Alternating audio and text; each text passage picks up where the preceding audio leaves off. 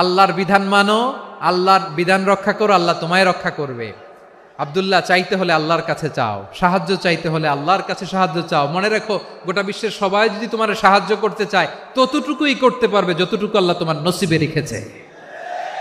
গোটা বিশ্ব যদি তোমার বিরুদ্ধে ষড়যন্ত্রে দাঁড়িয়ে যায়, ক্ষতি ততটুকু করতে পারবে যতটুকু তোমার জন্য বরাদ্দ আছে।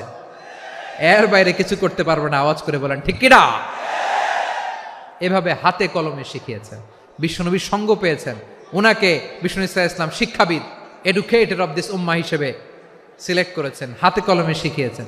বিশ্বনবী একবার প্রকৃতির ডাকে সাড়া দিয়ে এসেছেন। এখন কি করতে হবে? নামাজের জন্য অজু করতে হবে।